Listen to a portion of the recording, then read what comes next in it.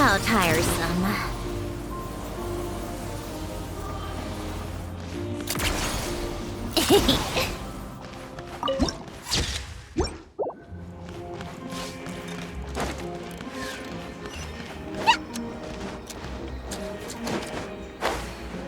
Yeah.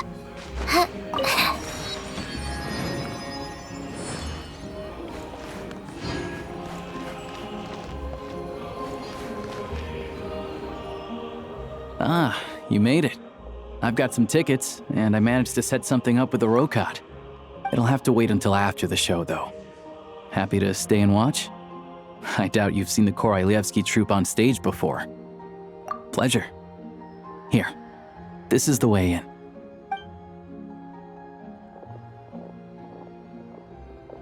Please present yourself for a routine inspection in accordance with theater regulations. Thank you.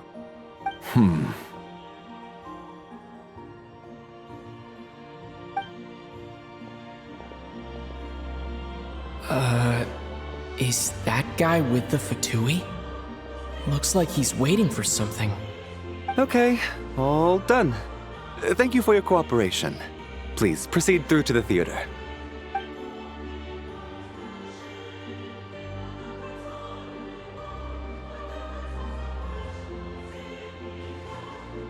What's up? Everything okay? Snezhnaya's business and political leaders are always passing through here, so it makes sense that security's tight. Still, it's a little unusual to see the Fatui's Armory Palace guard here. You saw him, right? The guy right at the back. Strong, silent type. His name's Valeri. He's part of the Special Assignments Battalion, but I only ever see him here for one thing: to look for a guy named Mitya. Supposedly a researcher, though he never seems to put much time in at the office. The theater is one of his favorite places to hang out when he's playing hooky from work. But that's not for us to worry about. Let's go. The show's about to start.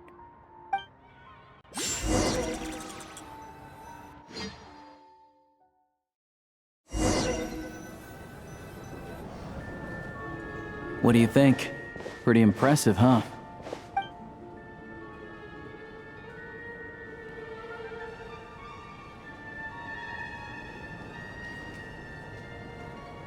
Oh, the one in Fontaine?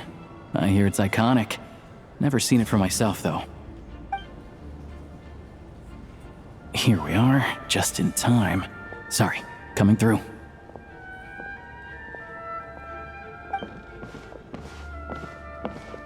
Ugh. If you're gonna show up late, keep your mouth shut.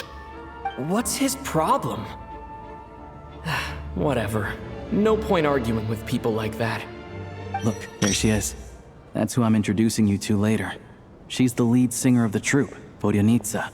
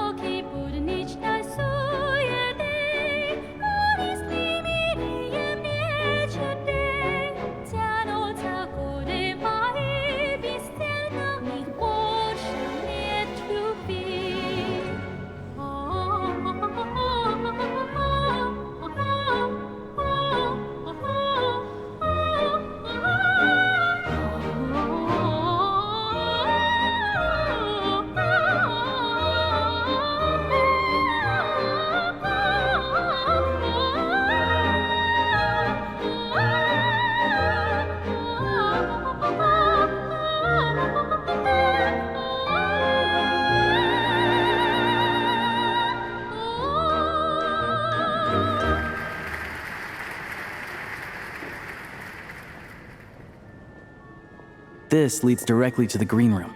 They're expecting us. Vodyanitsa will be waiting for us there.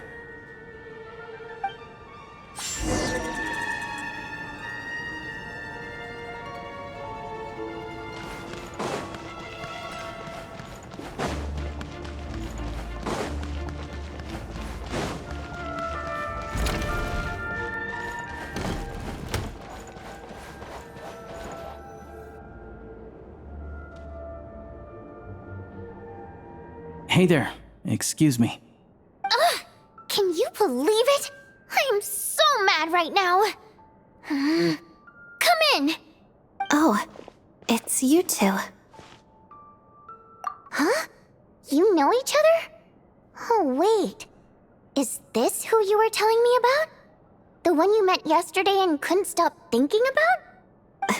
I never said that. Yes, you did. Why are you denying it? It was right before I went on that rant about the moody factory owner. Oh, I remember it so clearly. Might I ask what brings you two here? Oh, I just brought him here to see the show. And when it finished, he was full of praise for Vodionitsa's performance. So I thought I'd try my luck, see if we could get the chance to chat for a bit. Maybe get an autograph? You work here. You of all people ought to know that's against the rules. It's not what the green room is there for. Oh, what's the big deal? Come on, don't be shy. I can give you an autograph. You can take a picture too if you want. Do as you please. I finished all my shows for the day. I'll leave you to chat.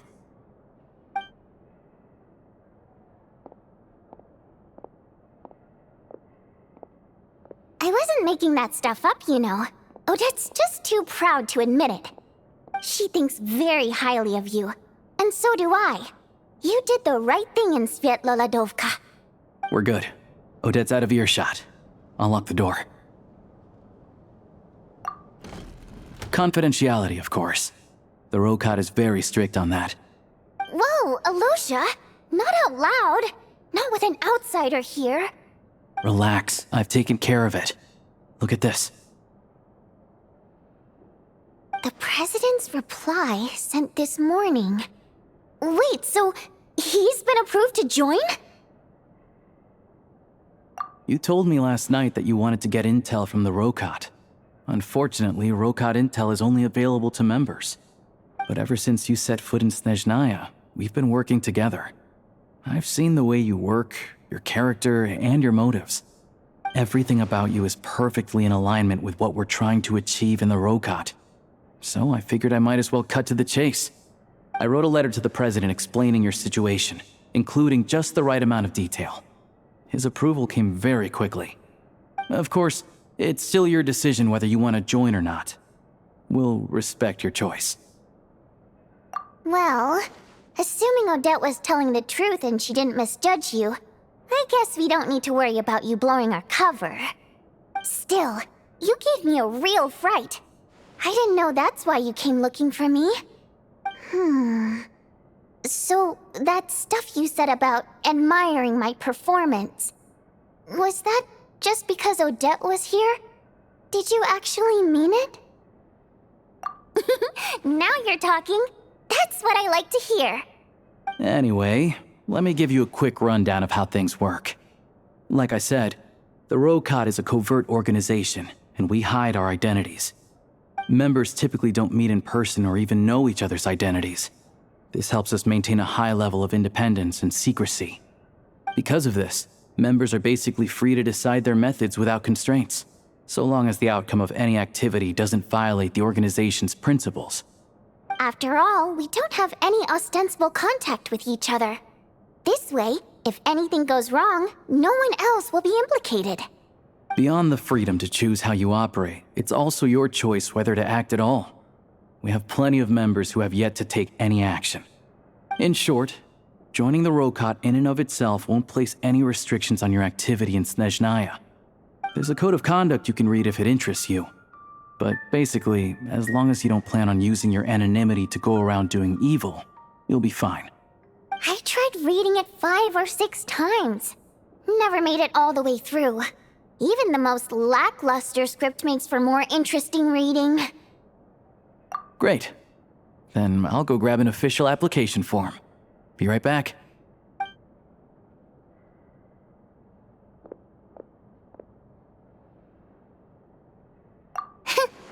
Well, Alosha has this pet dog, you see. His name's Tagarin, and this one time, Alosha brought him backstage. Tagarin took quite a liking to me, so I played with him for a little bit and fed him some treats. Then, the Rokat was out on a mission one day, And even though we were all in disguise, Dagaran recognized me right away. Just a coincidence, really. We didn't report it to the higher-ups, though, to avoid dealing with the fallout. Like... my job at the theater, for instance. I really needed to make ends meet. By the way, what were you complaining about just before we came in? Did everything go okay with Chuganov? Everything did not go okay. That's why I was so mad. I tried to make some small talk with him before I went on stage to fish for intel about the Iskra manufacturing plant. But he wouldn't take the bait. No matter what I said, he kept dodging the question. And then he started complaining. He said he didn't appreciate his second-rate seat in the stalls because he usually gets a private box. I mean, what did he expect? Everyone knows that if you want a box seat, you buy a ticket well in advance. But instead, he sends me a letter the day before the show when we're practically sold out. I had to juggle things around just to get him a half-decent seat, hoping he would appreciate the gesture enough to share some information. But nope, he didn't give me anything. Yeah, meeting Chuganov in person has definitely been a disappointing experience. Oh, you probably don't know who we're talking about, do you? Chuganov was that older guy you were sitting next to today.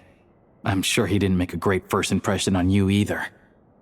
To the citizenry, he's a family man and a kind boss. But our interactions with him tell a very different story. It's one thing to ask for a favor, but he acts like it's his right. He always expects special treatment. Take the ticket situation, for instance. I've actually gotten him a private box in the past. But not only was he not even grateful, now he's acting like I've sold him short this time. Not to mention that he's never paid for a single one of his tickets.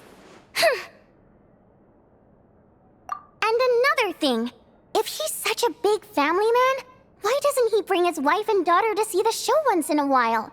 I've never seen them here, not even once. Calm down, Vodyanitsa. If you won't do it the easy way, we'll have to try the hard way.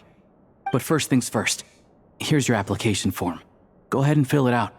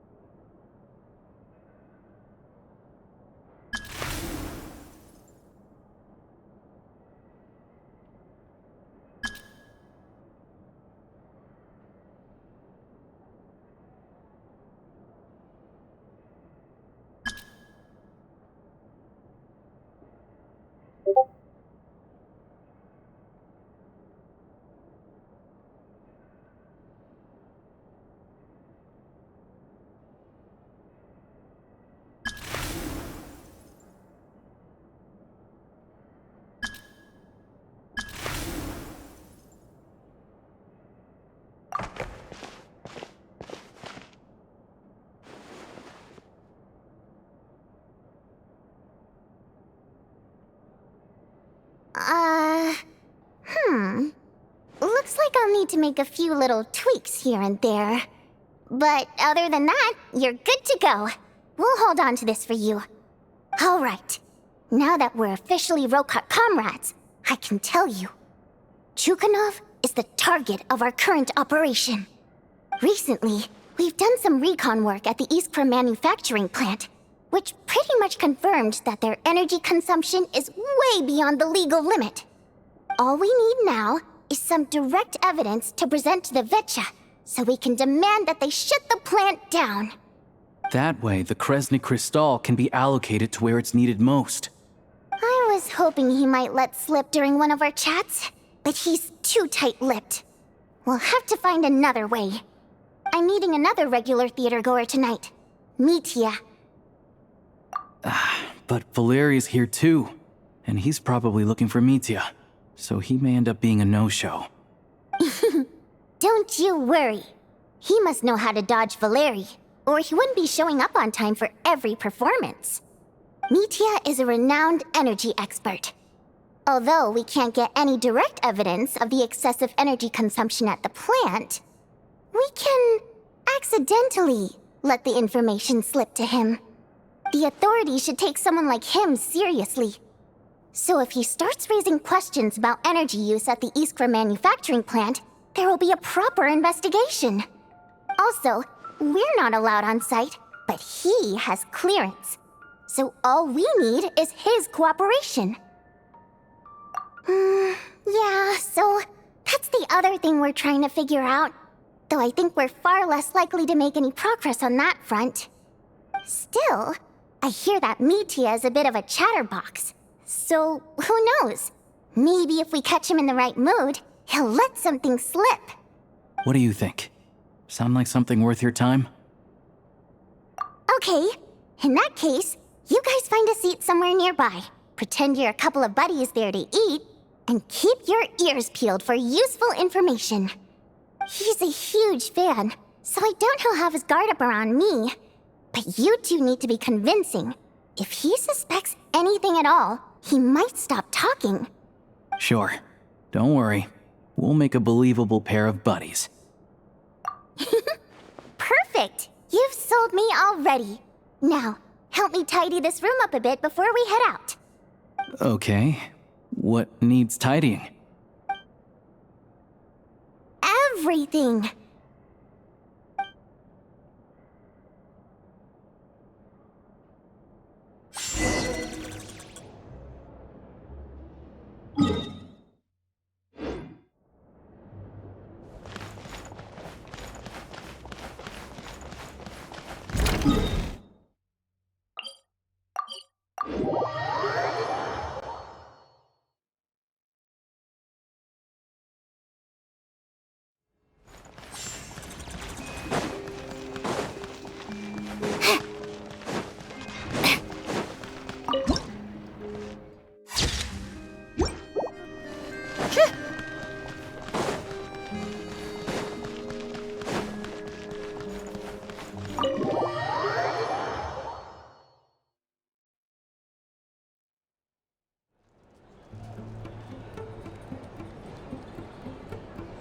We come here often, so we shouldn't stand out. Let's sit here. Now, it's up to Vodyanitsa. Let's see how the conversation goes.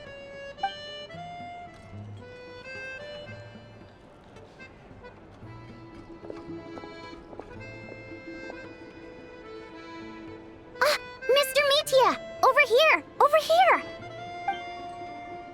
Oh, sorry. I got a little held up on my way here. Now we have even less time than we planned. Go ahead and order some snacks and drinks, whatever you like. Let me see. According to my schedule, we still have 25 minutes left. You're really pressed for time today, huh? I was imagining this would be a leisurely chat. If you'd prefer, we can always reschedule for another afternoon when you have more time. No need. Getting to meet the lead singer is a very precious opportunity for me. I'm not about to pass it up. I've already had to decline your invitation several times because our schedules rarely align. If I don't grab this chance while it's here, who knows when the next one will come around? Well, it's very kind of you to make time just for me. I'm not too sure, to be honest. But Snezhnaya's full of weird and wonderful things like that, so people tend not to bat an eye. I'm sure the same will go for the Eye of Grey and Paimon. The reason I invited you out for tea and a chat today was to get some feedback from a true fan of the theater. Well, I genuinely have nothing bad to say.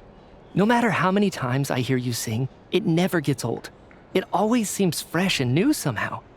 Maybe it's because the more times I listen, the more details I notice. Or maybe you simply improve with every performance, delivering it better each time. Thank you! I'm delighted to hear that! Could you give me any specific examples? Oh, yeah. The piece you sang today, for example. Beneath the Frozen River? Hey, what's with you? I'm just praising a good performance. I always used to find that such a bleak and lonely song. But the more you listen, the more you realize that it's not as cold and nihilistic as it appears. When you really dig down into it, there's a certain level where you're surprised by the emergence of hope.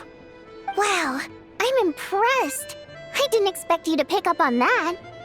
Actually, I only tried out that angle after talking with the composer. Still, Beneath the Frozen River wasn't on today's program. Oh, really? But it's a classic. You sing it every time. Almost every time. Oh, well then. Let me say a few words about that other all-time classic, Flying in the Wind from the Mountain Sparrow. I didn't sing that one today either. My voice wasn't quite up to it, so I switched it out at the last minute. Oh, but, Sorry, Mr. Mitya, but you were at the theater today, yes? Of course I was. Remember? I said hello to all the troupe members before the show started. You, Odette, and the others. So what did Odette sing today? Elegy of the Snow-Winged Goose, of course. Correct. I see. You find my singing boring, don't you? That's why you don't remember a single song. Looks like I'll need to cut a few from the program next time. No, that's not it. I swear. All right. I'll be straight with you. I'm sorry. My mind was wandering as you took the stage today. I enjoy watching your shows because the exquisite performances stimulate the mind. It always sparks some inspiration for my research. So, whenever I get stuck at work, I come to the theater for a change of pace. Odette's dance during the Elegy of the Snow-Winged Goose today was simply incredible. It got me wondering what she's been going through recently. That look of sheer defiance in the face of utter tragedy? It was so inspiring. I started scribbling in my notebook right away. Not that I made a ton of progress in the grand scheme of things, but I still think it was productive. By the time I snapped out of it, the entire show had finished. So what you're saying is, you didn't listen to my singing at all? Unfortunately not. I'm sorry, I don't know which is more disrespectful. The fact that I don't always come for the show itself, or the fact that I missed your performance. Seems like things are getting a little awkward. Mitya just stepped into a conversational minefield. If there's one thing Vodyanitsa doesn't like, it's people who show disrespect for her performance. This meeting was so hard to set up. Don't tell me it's already falling apart. It's fine. I suppose this is affirming in its own way. At least, it shows that our performance really touches people's hearts, right? Don't let it bother you. It certainly doesn't bother me. She's showing a lot of restraint. Well, I'll be sure to let Odette know how much you adored her performance. Please don't say that. I always love your performances too. It's just that inspiration struck at the wrong time today. I'm usually all ears. I know, I can tell. That's why I value your opinion. I'm sure some people can't stand it when others praise their coworkers right to their face, but not me. No, sir. Fair enough. I still feel kinda bad though. But you know what I really can't stand? People who only show up to the theater to pretend that they're cultured. Makes me sick to my stomach. Oh yeah, 100%. There are too many of those people around. By the time they're walking out the door, they've forgotten all about the show. What's wrong? You look furious. I don't don't know if you've heard about the boss of the Iskra manufacturing plant. He isn't even a theater investor, but he always demands the same privileges as actual investors. Box tickets only, premium drinks, even the right to request specific songs. Well played, Vodyanitsa. Seems like she's harnessing her rage to steer the conversation back on track. Now that you mention it, I've interacted with that guy before. I gotta say, everyone holds him up as an example of a benevolent businessman, but I don't know. I don't see it. Yeah, he couldn't care less about what's happening on stage. He's just there to flaunt his social status. I hate that I have to prepare programs for guys like that. What's the big deal with that factory he runs anyway? I asked around a bit and heard some pretty shocking stories. Sounds like he's just another greedy capitalist. Oh, really? Yep, the things people are saying are pretty damning. Low wages, insanely long working hours, equipment running around the clock. And as if that's not bad enough, he also strictly forbids his employees from giving any kind of interview. Project Stuja has now been extended so many times, we're at the point where crystal rations for the common folk are barely enough to survive on. Yet he even wants to get his greedy hands on them just to boost his own profits. If the rumors are true, he's in serious violation of the law. Interesting. So you've heard about it too? What? So it's really true? Who knows? I've only heard the same rumors you have. But there's no smoke without fire. The Rooster's been coming down on us hard lately, demanding that we track and trace every single batch of Crystal. My coworkers in the Department of Energy have been tearing their hair out over it. The Rooster? I didn't realize he cared that much. Yeah.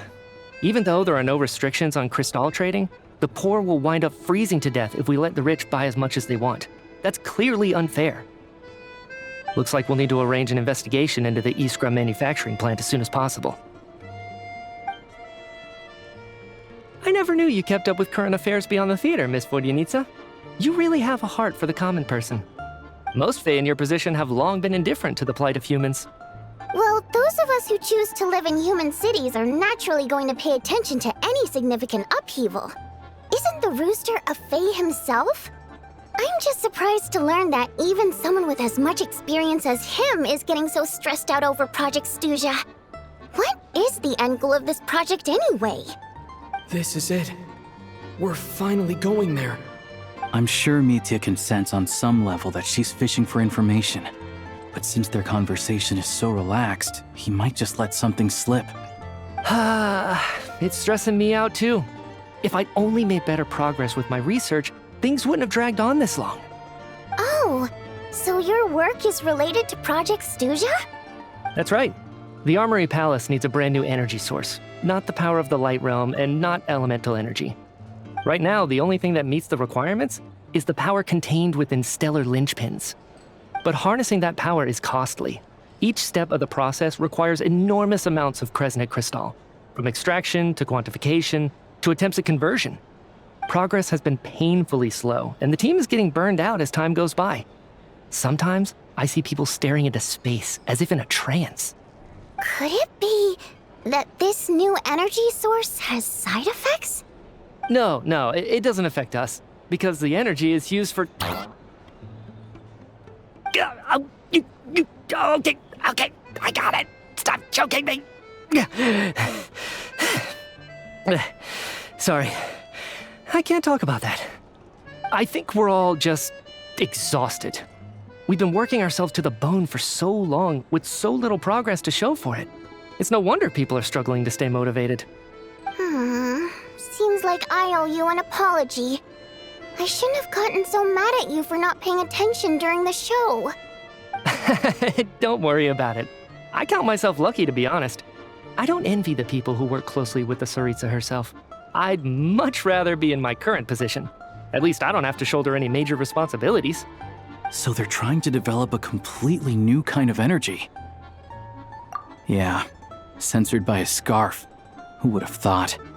Oh, dear. It looks like my time is up. I'm afraid I have to leave. I'm so sorry. We ended up barely talking about the theater. That's okay. It was a pleasure chatting with you, really. Let's make up for it next time. Yeah, hopefully once the work pressure eases up a little, I'll be able to focus more on the performance, and then we'll have more to discuss. We touched on some confidential issues today. I'd be grateful if you could keep it between us. That could have gone worse. Nice job. Why was Mitya in such a hurry to leave, though? Sorry, routine inspection.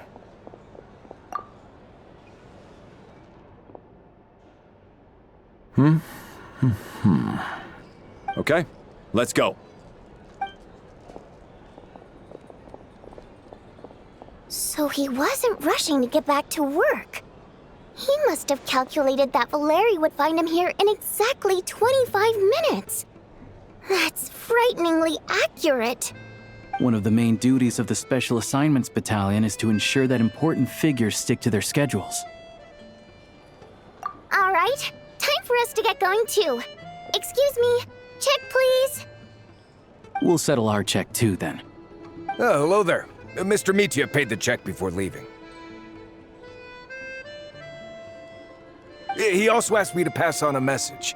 He said it was an honor to share his tea break with Miss Vodyanitsa and her two friends. Wait. So he knew we were here all along? This raises a lot of questions. Did he deliberately mention the new energy source so that we'd overhear it? Maybe his work isn't confidential after all. Maybe the key here is the purpose of this new energy. I guess that's the next thing to look into.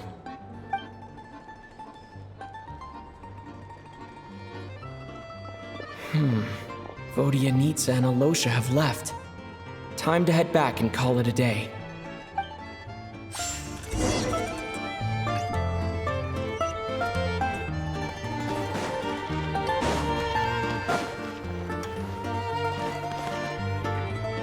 You're back!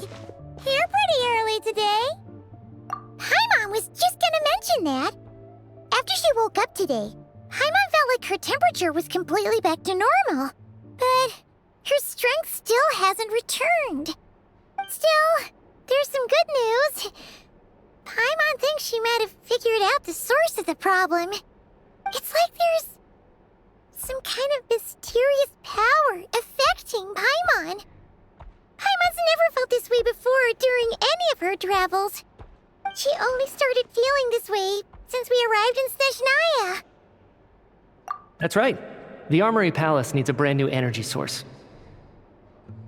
Could that have something to do with this? What is it? You're making that face again. You know, the one you get whenever you have a light bulb moment?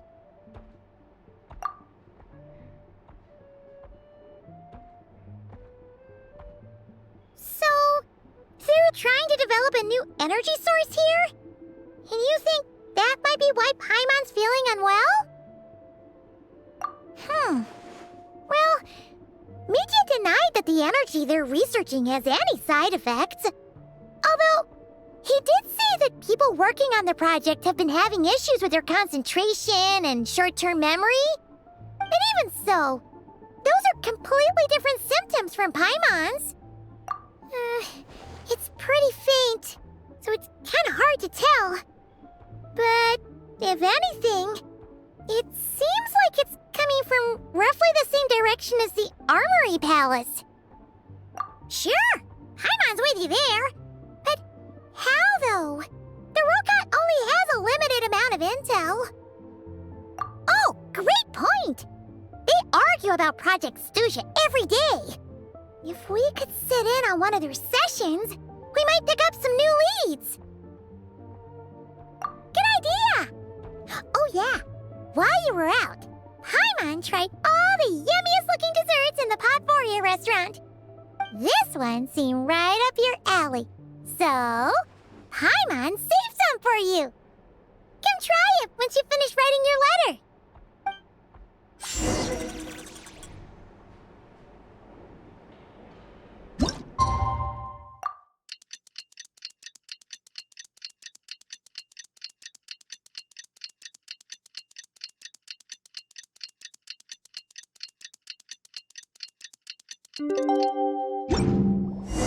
Alosha replied. He says that we won't be able to speak at the Vetcha, but he can arrange for us to attend as visitors. Time to get ready. Then head to the Snezhnograd Vetcha. You're back! Paimon's been working on the crossword puzzle in the newspaper. It's actually pretty fun. Oh, shoot! Paimon forgot the next word. Oh, she had it a moment ago. Think, Paimon, think.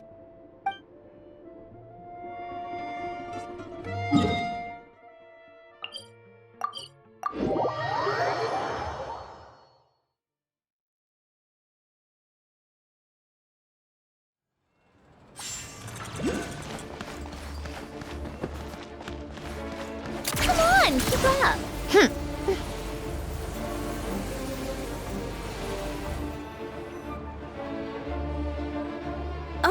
Miss Vodyanitsa, prima donna of the Korolievsky troupe. What a surprise meeting you here. Will you be sitting in on a session of the Vetcha? Sorry, I'm not taking interviews today. Oh good, you're here. The session's about to begin. Let's get inside. Please wait, Miss Vodyanitsa. Could you introduce me to your new friend?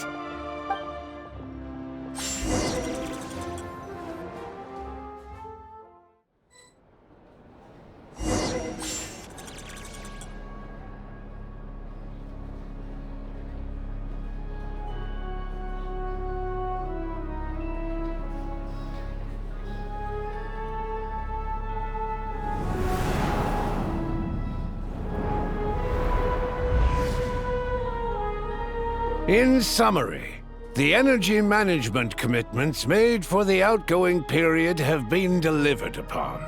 Furthermore, both the production and consumption of Kresnik Crystal show clear signs of stabilizing. The relevant agencies have assessed the present circumstances and determined that the status quo can be sustained until the next period. For detailed statistics, I would refer you to the industry reports that have been distributed to all persons present. It should also be noted that while the recent blizzards have led to a significant increase in people's energy expenses, this is strictly a short-term phenomenon associated with a remotely located monster. Her Majesty the Tsaritsa is giving her full attention to this matter. We should have every confidence that it will be dealt with swiftly and conclusively. A financial report on disaster relief is also present in this report, courtesy of Pantalone. They cover the same old ground every single time. The rooster never seems to mind, but everyone else is getting tired of it. There's a general lack of trust. People aren't seeing any tangible benefits that affect them directly. Of course, none of that will be reflected in any of the reports on the table. Yeah, if it weren't for these hard copy documents, I could have at least made something up. Oh, don't mind me. I'm just out here trying to hit my interview quotas. Bring out the kvass. Ever read it? Best-selling newspaper in town. If I remember correctly, you guys don't even have a sales permit. You have to sell from stalls on the street. Okay then, best-selling street stall newspaper in town. Still counts. Order! We will now open the floor to the representatives. If there are no further substantive issues to discuss, we will then proceed to a vote on this motion. Snezhnaya has a long tradition of treating members of the Fatui armed forces and their dependents favorably. But recent surveys shows that Fatui families in remote areas have access to 15% less crystal than the average civilian family in Snezhnograd. It's been said many times before, but it bears repeating now. There needs to be a clear and consistent rationale behind how crystal is allocated, or we will soon face immense public backlash. Perhaps you wouldn't need to keep repeating yourself if you would hear me out for once. I say again, true consistency exists only in principle. In the real world, fairness is relative. You appear to treat resource allocation as a simple function of production and population. So what about when the equipment used in production breaks down? Have you factored that into your equation?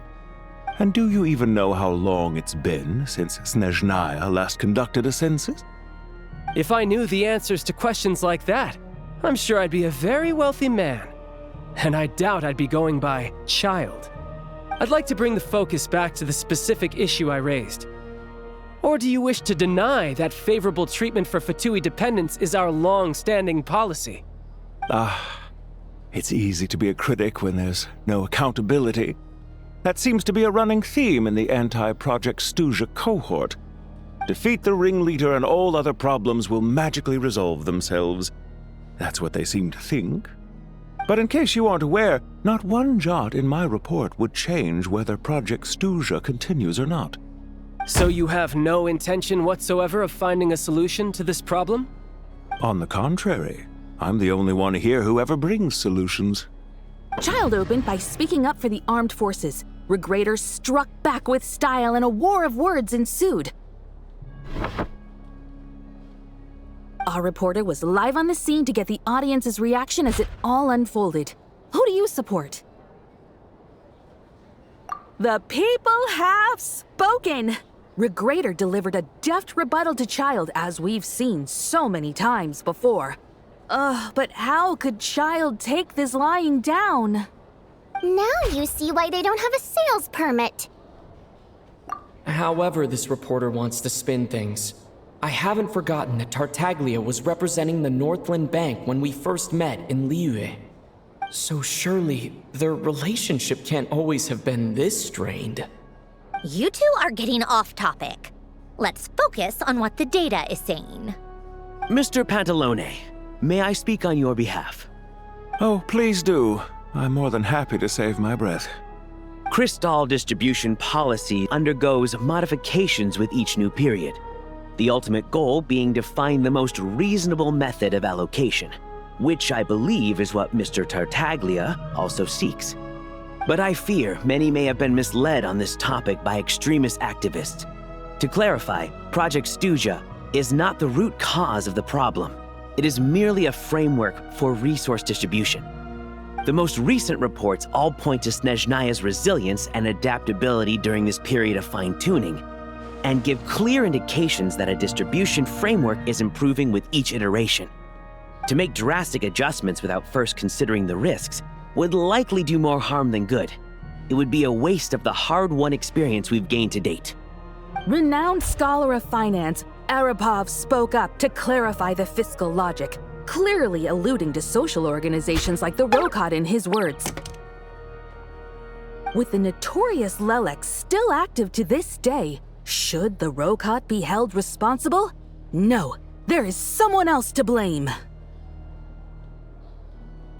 She's just rephrasing what Mr. Pantalone said.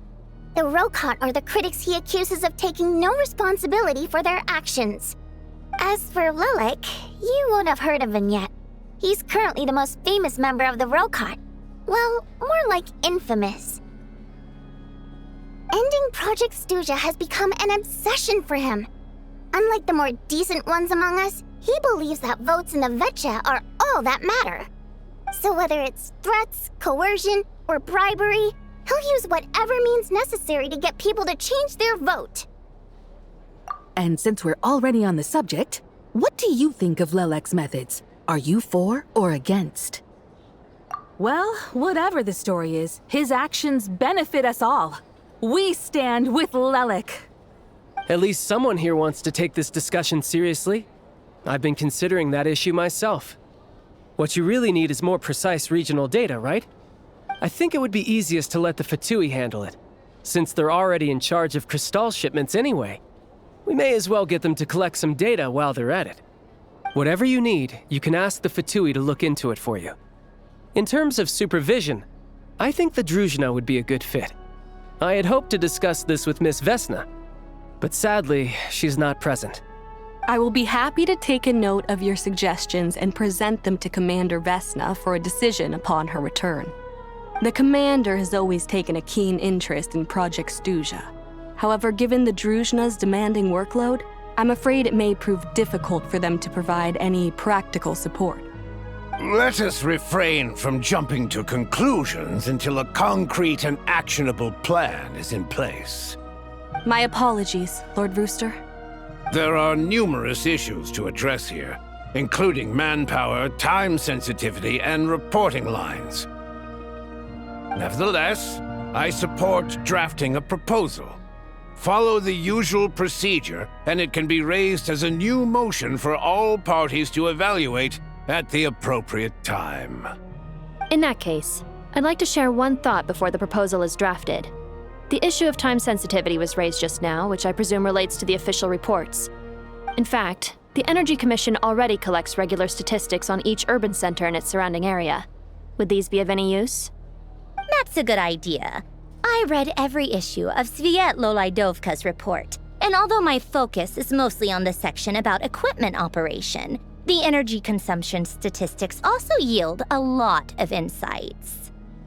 Be that as it may, does no one see an issue with using local data to determine crystal quotas?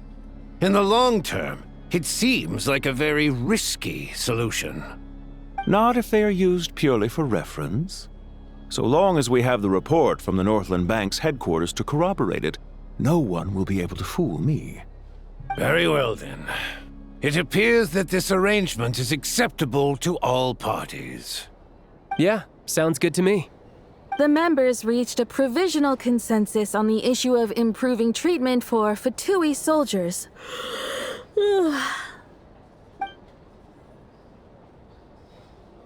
Today, the prima donna of the Korailievsky troupe attended a session of the Snezhnograd Vecha in the company of a dashing young man. The question on all our minds is, what is the true nature of their relationship? Write anything like that again, and I'm revoking your permission to interview the troupe. Got it?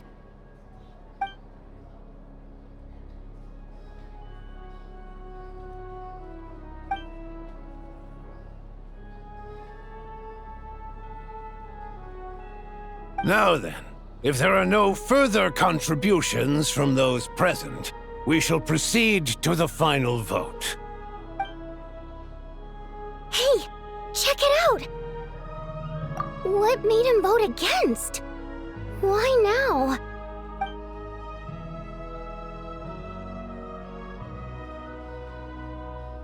The votes have been tallied. Those in favor of continuing Project Stuja total 61%, securing a clear majority. That was too close. The margin has shrunk yet again. Chuganov was a huge loss. I'll bet Lelek is behind this. I wonder how Pulcinella will respond this time. Chuganov. I see. Lelek strikes again. Yes. Go, Lelek. Once Project Stuja is defeated, our unwavering support at Bring Out the Kvass will finally pay off when we make our comeback. I can taste our victory already! In accordance with the result of this vote, Project Stuja will remain in effect until the next Vecha period. Finally, may I remind us all, we debate only for the greater glory and solidarity of our nation. May the aurora shine ever on, and the tundra always stand firm. The session is concluded.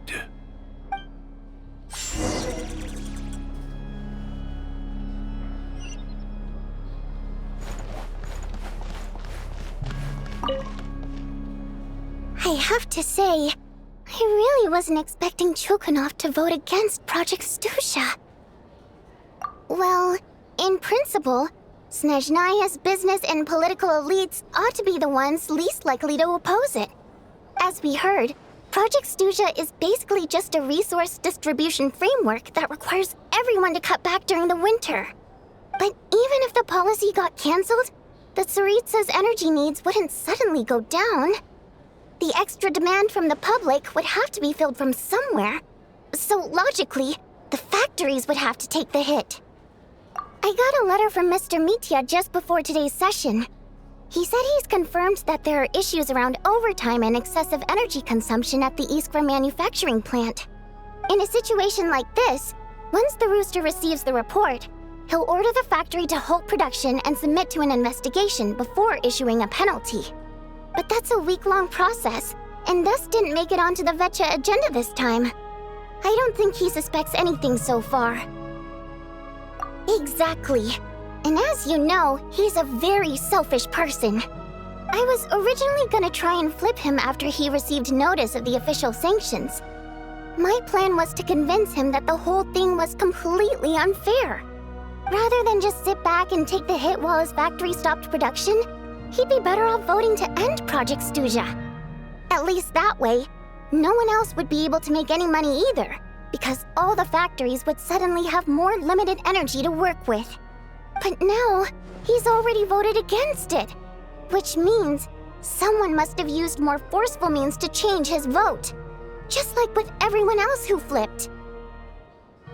Yeah, no one knows why Lilac is so obsessed with ending Project Stuja, but by the looks of it, he's inching closer and closer to success. Lilac must have strong motivations, given how he'll stop at nothing to achieve his goal. Maybe he knows the full truth of Project Stuja. Maybe my next step should be to focus on him. All right. What are your plans for the rest of the day? Shall we head out? Hey, comrade. I noticed you were here during the debate. I didn't take you for a political enthusiast. Greetings, Harbingers. I just happened to have some free time today, and my new friend here thought it might be fun to check out the Vetcha. Ah, Odette must have introduced you. Looks like you two are getting along pretty well. I'll leave you to catch up. I should head back to the troop. Sure. Break a leg and all that.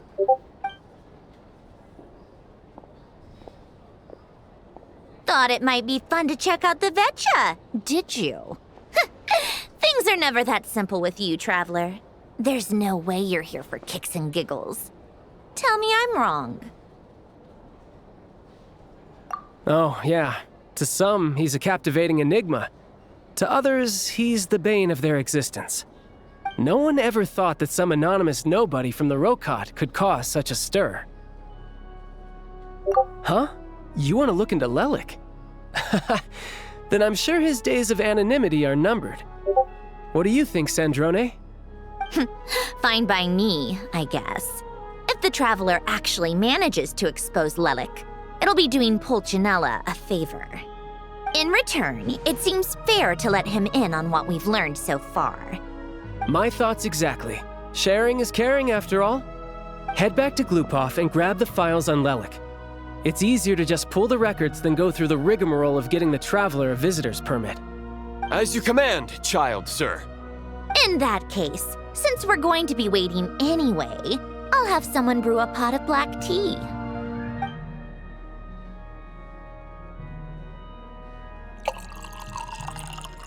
One common thread among the many incidents Lelik has been involved in is that the victims are all too scared to share any real information about him. Clearly, he must have threatened them in some way. His modus operandi is to silently infiltrate the scene and leave a threatening letter behind. But neither the letters nor the crime scenes ever yield any clues to his identity. So all these files have to offer are short statements by the people affected. They don't give us a lot to go on. If nothing else, it shows we're dealing with a trained professional who's versed in counter-surveillance. Yes, and to that point, he often strikes in highly secure locations. The victims are high-ranking and influential people who take their personal security very seriously. Somehow, Lelik slips right into their rooms without making a sound. There's never any eyewitnesses, nor the slightest trace of a break-in.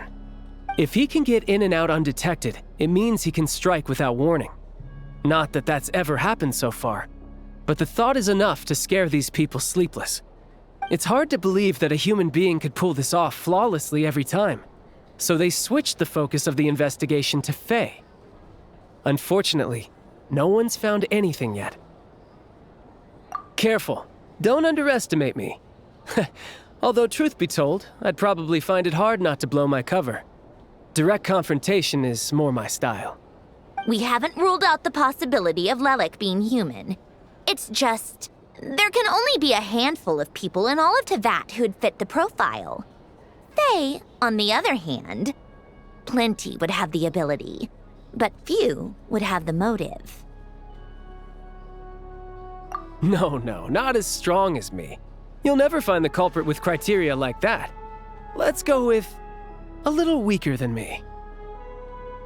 There's no denying that Master is strong, but meticulous. We can only hope.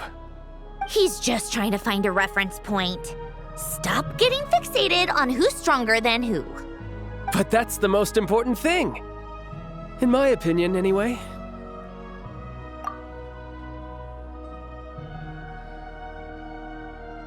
Odette. Yeah, that seems about right. Her skills are solid, and she's always calm under pressure. Except she's Fatui, so the likelihood of her working against us is pretty low. But yeah, much more accurate than your previous example, at least. No, wait a moment. Maybe we should interrogate that assumption. What do you mean? Which assumption? Her Fatui identity doesn't necessarily exonerate her. And when you think about it, the Rokot would be precisely what she needs to conceal her identity. Plus, she wouldn't need to be such a pro at covering her tracks. She'd already know where the Fatui will be and when, so she could choose the perfect time to act. Oh, yikes. I was just thinking out loud. Why is this starting to sound like such a convincing theory? Still, what reason could Odette possibly have for trying to call off Project Stuja? Arlecchino would be the best person to ask. She knows Odette best. Unfortunately, she isn't back yet. Rosaline used to open up to her in private about her struggles with Odette. As I'm sure you can imagine, Arlecchino is quite a lot better with children than Rosaline was. She gave her some tips on how to handle the situation, and Rosaline managed to reach a settlement with Odette before leaving. So I suppose there were at least no lifelong regrets left behind. Beyond that, I don't know the details about that side of things. But I do know that Odette definitely has a motive to hold a grudge against Project Stuja. The reason being, her father passed away during the early stages of the project. That was back before it had been named Project Stuja, when things were still being worked out. But in essence, it's remained the same ever since. Huh, the more you know. Rosaline was always so self-centered. I never understood why she started paying so much attention to Odette. Is that such a surprise? If you cast your mind back, you may remember that Rosaline and I weren't exactly close. We had tea together a few times, but that was about it. Odette's past is no secret. Her father was a fatus and her mother was a very famous ballerina. On the surface, it looks like she followed right in her parents' footsteps. But the truth is quite a different story. After her father passed away on a mission, her mother was overcome with grief. She broke her leg during a performance and could never dance again. Odette was only interested in ballet at the time, but this tragedy left the family with both breadwinners gone. They could barely make ends meet. Per Capitano's policy, family members of Fatui who died in the line of duty had to be appropriately accommodated and provided with adequate assistance. So, regardless of how Rosaline may have felt about it, it fell to her to resolve the issue of Odette's family's livelihood. In the end, the solution they agreed upon was to have Odette join the Fatui. Right, because the alternative would have been a one-off compensation payment, I guess. In that sense, joining up was definitely the better option. Still, she must have had mixed feelings about it, right? If she doesn't even like the Fatui. It's just a theory, a possibility. But as a motive for Odette to become Lilac, it holds up. That said, I have no idea where Odette's head is at right now, or what her conflict with Rosaline was about. Plenty of people were on bad terms with Rosaline. I have no intention of trying to figure it all out. Yes, but there's not much point in discussing that now. Yeah, back to Lilac. Since our investigations so far have turned up next to nothing, we've got nothing to lose by trying a new angle. Funnily enough, Tonya and I had actually made plans to go to the theater tomorrow to watch Odette's rehearsal. Unfortunately, thanks to this Lelik situation, I'll be stuck working overtime again. Which means you can go in my place. No point wasting the ticket. Plus, you'll get to meet Tonya. Spirit Seeker. Quite the classic ballet. It was passed down through Odette's mother's family for generations, though it hasn't been performed in years. But Odette's been practicing it diligently, and it's finally ready for a return to the stage. Excitement is through the roof. Tickets for the official performance sold out long ago. Tonya's excited for it too. She's desperate to see it no matter what. Personally, it's not really my kind of thing, but since she's my little sister, I had to figure something out. I've actually seen it several times before. The story's pretty straightforward. The lead character follows a trail of clues left behind by a spirit, gradually recovering her memories along the way. It's a tale of love and regret. So not exactly reinventing the wheel, at least by today's standards. But when that classic melody kicks in and the lead character begins to dance, it always gets me. It really is beautiful. Not an easy dance to do justice to, though. I know it's always been Odette's dream to perform this piece, but I'm not sure she's really ready. In that case, I think that even if she is Lelik, we should wait until her performance is over before we respond. I'll let you take it from here, comrade.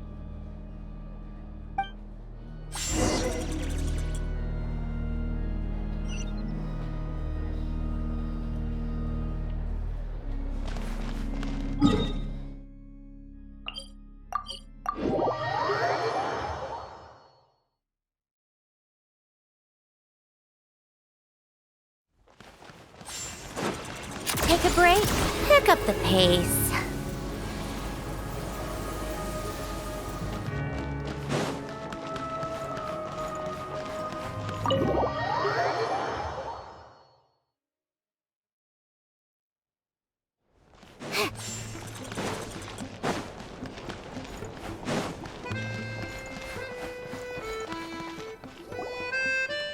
Sounds like you've made a ton of progress today. It's good that everything's going so smoothly. Next step is to head back to the theater and get a clear answer from Odette. Either way, Paimon doesn't get the sense that she's a bad person. Sure, she might have done some pretty extreme things, but Paimon bet she has her reasons. Maybe this is going too far, but with everything she's managed to do so far, wouldn't it make more sense in theory to be even more, heavy-handed? Why leave a letter when she could, well, we know there are plenty of other ways to keep people in line, right? The point is, she could have gone further, but she didn't. So, if it is her, she's got some principles at least. Yeah! Well, all you can do is follow the facts wherever they lead. No change, really. But that thing Paimon told you about yesterday? Paimon feels like she can sense it more clearly now. Hearing you talk about your day makes Paimon itch for an adventure. If only she could be there with you so we could experience it all together. Yeah, I wish you could be there too. I'm not used to adventuring alone. But don't worry, we'll get to the bottom of this. Guess it's just one of those things. Never mind. Paimon will behave herself and keep resting.